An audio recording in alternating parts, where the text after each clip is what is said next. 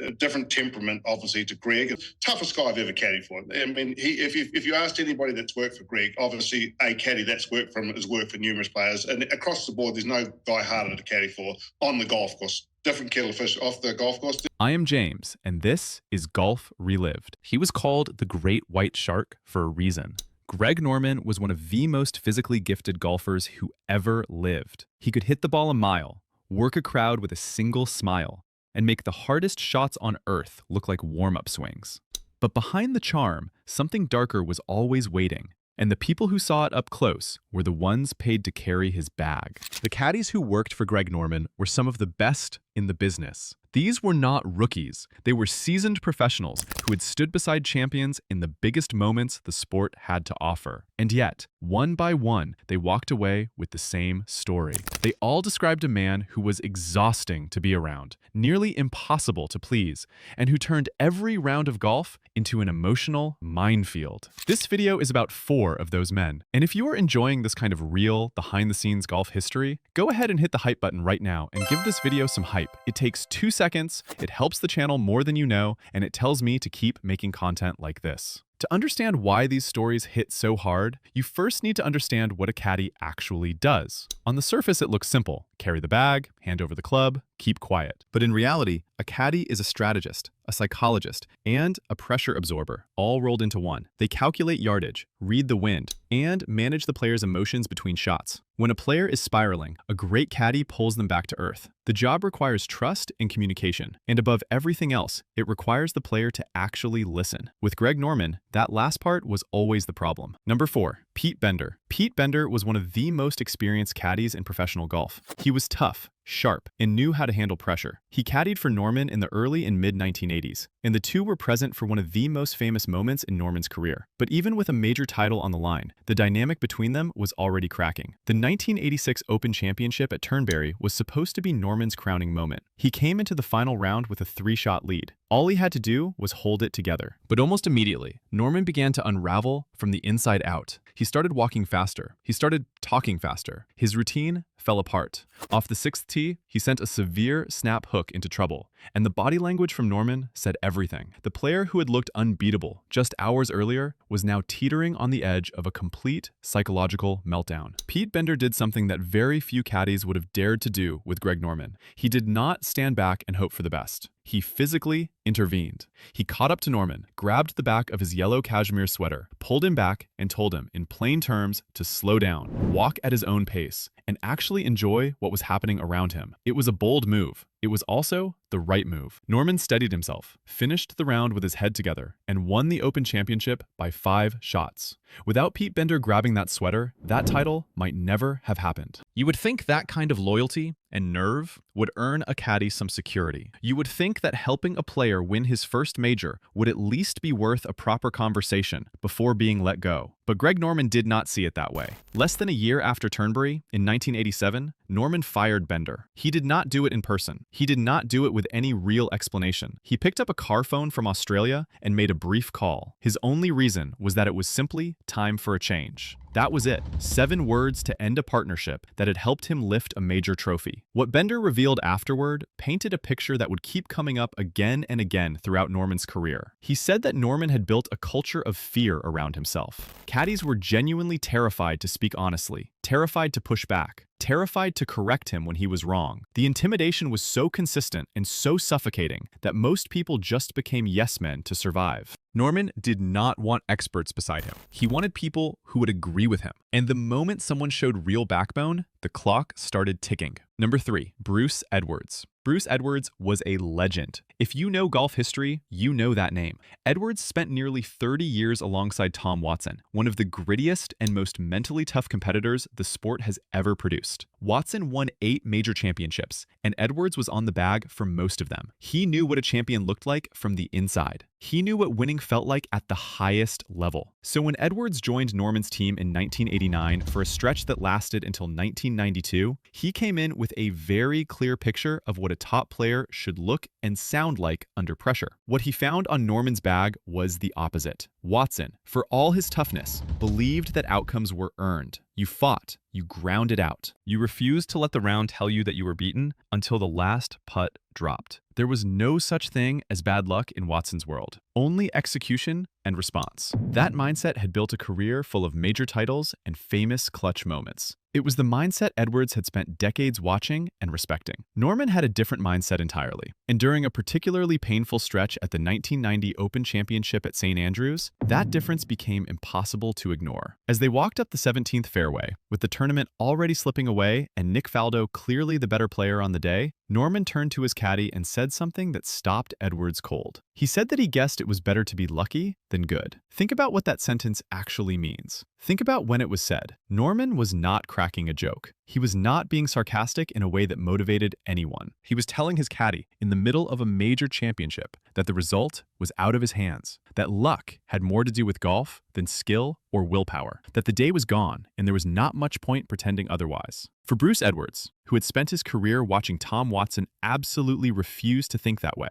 it was an almost physical shock. Edwards did not stay quiet. He looked at Norman and told him directly that he just wanted to caddy for someone who had heart. It was not a kind thing to say. It was not a diplomatic thing to say, but it was an honest thing to say. And it was the kind of honesty that Norman's inner circle was never really allowed to offer. The partnership ended shortly after, with Edwards walking back to Watson's bag in 1992. His exit was quiet and voluntary, but what he said on that fairway was loud, and it lingered. The contrast Edwards drew was not about one bad round. It was about a pattern. When things got hard, Norman retreated into fatalism. He looked for reasons that were outside himself: the luck, the bounce, the conditions, anything to avoid sitting with the idea that he could have done something differently. That instinct to deflect made it nearly impossible for a caddy to help him, because Norman had already closed the door on the conversation. Number 2, Tony Navarro. Nobody spent more time on Greg Norman's bag than Tony Navarro. 12 years. Think about what that number means. 12 years of reading greens together, working through pressure, setbacks, and big moments.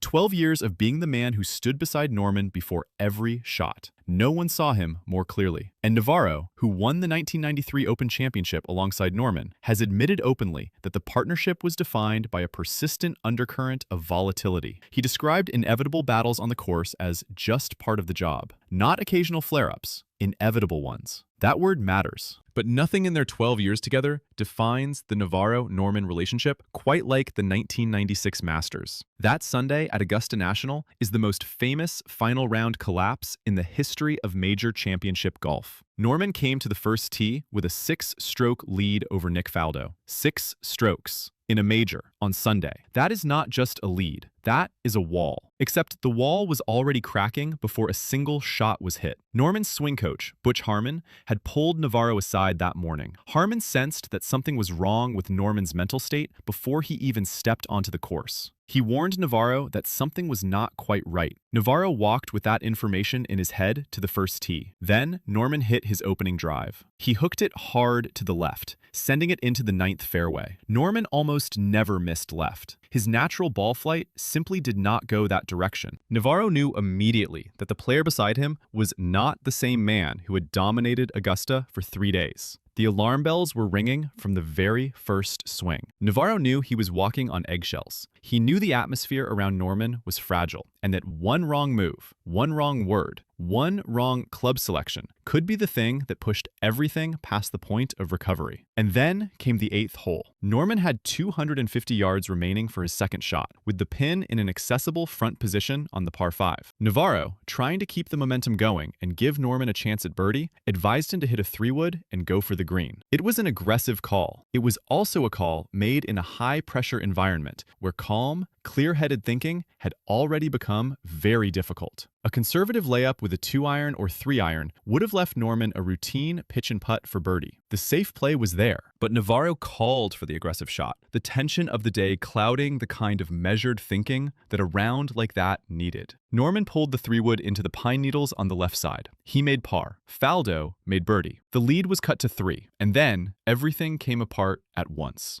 Over the next 4 holes, Norman played 5 over par. He hit into the water on the 12th. He hit into the water on the 16th. Faldo put on one of the greatest closing rounds in Masters history, and Norman handed him the green jacket. Navarro later said the 8th hole call was a very bad decision on his part. and that it might have changed the complexion of the day. A caddy with 12 years beside a player, on the biggest stage in golf, making a judgment call warped by the pressure of walking on eggshells beside someone whose anxiety was already running the show. The environment Norman created did not just affect himself. It reached the person beside him and bent that person's judgment at the exact moment it needed to be straightest. Number 1. Steve Williams. Steve Williams is not a man who uses big words carelessly. He caddied on the PGA Tour for over 3 decades. He spent 13 years on Tiger Woods' bag during the most dominant stretch of golf the modern era has seen, present for 80 PGA Tour victories and 13 major championships. He is widely considered the greatest caddy of his generation. He is not someone who exaggerates for attention or softens the truth. So, when Williams says something, you take it seriously. Williams caddied for Greg Norman from 1982 to 1989, 7 years. And when Williams looks back at that entire career, all 30 plus years of it, all the pressure and all the success and everything that came between, he says that Norman was the single most difficult player he ever worked for. Harder than Tiger, harder than anyone. The partnership started with real promise. Williams was young and talented, and Norman was ascending toward the very top of the sport. But Williams made an early mistake that would come to haunt him. He allowed himself to get too close to Norman personally. The line between professional partnership and personal friendship blurred, and that blurring made the inevitable on-course tension much harder to process. Because off the golf course, Norman was charming and generous and easy to be around. He could light up a room. He was the kind of person you wanted to spend time with. Then the tournament started, and a completely different person showed up. Under competition conditions, Norman became an entirely different presence. The warmth evaporated. Control was everything. The demands became relentless. The space for the caddy to think independently or push back shrunk down to almost nothing. Williams has described feeling genuine fear and anxiety while working for Norman, an actual physical tension that came from knowing Norman's temperament could turn at any moment and that professional consequences would follow fast. The breaking point came at the 1989 Masters. On a crucial approach shot deep in the round, Williams calculated the yardage carefully and advised Norman to hit a 4-iron. Norman, letting his anxiety drive the decision rather than his caddy's numbers, overrode the recommendation and insisted on a 5-iron. The shot came up short. Norman missed out on a spot in the playoff. Another major slipped away at Augusta. The tension that had been building for years finally boiled over. The accumulation of arguments, the pattern of dismissed advice, the emotional weight of watching Norman refuse to accept responsibility for his own choices all pushed Williams past his limit. He answered back. He said what he actually felt. And in the world of Greg Norman, that was not something you were allowed to do. Norman fired him shortly after. He did not do it face to face. He picked up the phone and made a call. Williams has spoken about that dismissal with a particular kind of sadness that goes beyond the professional. He said that after 7 years of standing beside Norman through heartbreaks, near misses, and some of the most painful moments in golf, being let go in a brief phone call left a mark that never really went away. He thought it was a genuine friendship. He thought what they had built together meant something. Norman ending it the way he did made clear that loyalty was not something Norman returned in the same way he expected to receive it. The 4 caddies in this video are not bitter men making up stories to settle old scores. They are professionals who lived the same experience from different angles and came away with the same conclusion. Norman's intensity was not just demanding, it was suffocating.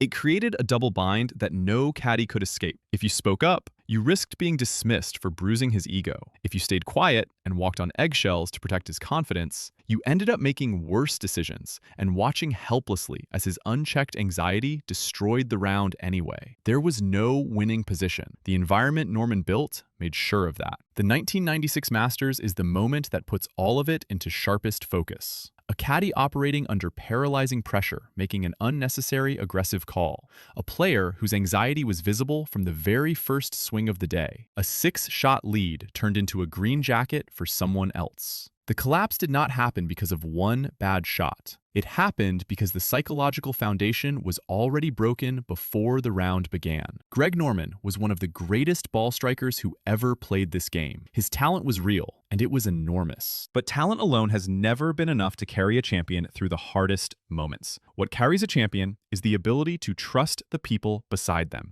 It is the willingness to share the weight instead of piling it onto everyone else. It is the understanding that a caddy is not a servant or a scapegoat, but a partner. Norman never fully learned that lesson, and the men who carried his bag paid the price for it over and over again. The caddies in this video handled themselves with professionalism throughout. They showed up, they did their jobs, and even when the environment made that job nearly impossible, they kept going. That takes real strength. It takes a kind of quiet toughness that does not get nearly enough credit. So while history remembers Norman's collapses as his own story to carry, the men on the bag deserve their place in that story too. Who do you think is the toughest golfer you have ever seen under pressure? Drop your answer in the comments below. And if you have not already, subscribe so you never miss a video from Golf or Live.